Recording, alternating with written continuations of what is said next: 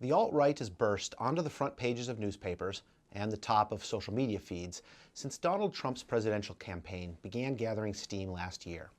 The term alt-right is an invention of the movement itself, having been coined by Richard Spencer, a central movement leader, almost 10 years ago.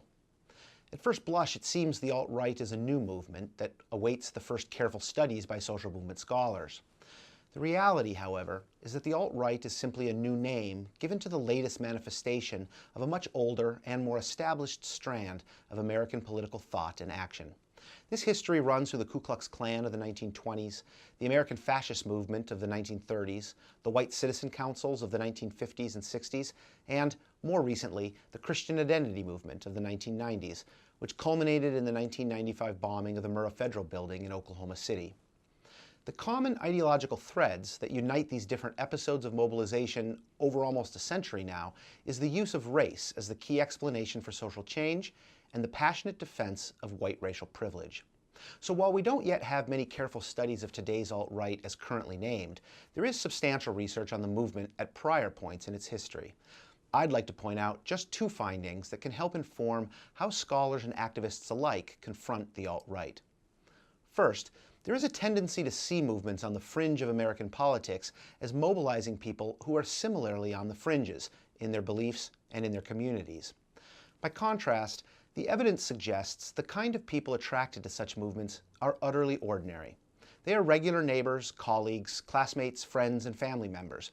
This was true in Rory McVeigh's study of the 1920s Ku Klux Klan. Kathy Blee's study of the KKK in the 1990s found that the racist beliefs of the women in the group often developed after they had become members. Their initial involvement came as the result of much more ordinary and common motivations. In my own work on the mainstream pro-life movement, I found a very similar pattern. People tended to get involved in activism prior to developing meaningful pro-life beliefs, not because of them. The lesson here is that confronting the alt-right needs to focus on confronting its leaders, infrastructure, and ideas rather than those who become part of it, as it is the former that makes the movement distinctive. Second, one of the chief beneficiaries of alt-right mobilization is the larger conservative movement, including mainstream conservative politicians. The alt-right exerts what is known by scholars as the radical flank effect, a concept first proposed by Herbert Haynes in his study of black radicals in the civil rights movement of the 1960s. The incendiary racism of the alt-right provides cover for the larger conservative movement, making their own ideas seem more moderate and incentivizing elites to work with them by providing an implicit threat of the alt-right becoming even more influential. This process is borne out by research on a variety of movements. Dallas Blanchard's work on anti-abortion violence showed how their mobilization was made possible by the larger pro-life movement, which helped sustain their ideology and organizations even while rejecting their actions.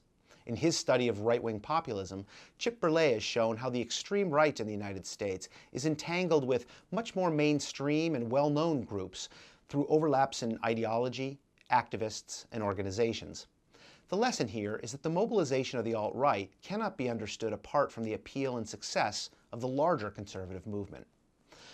There are sure to be unique aspects of the current alt-right that distinguish it from prior waves of similar mobilization. At the same time, there is much to be gained by identifying what we already know about such movements, particularly in the way in which they are connected to larger social and political forces that affect us all.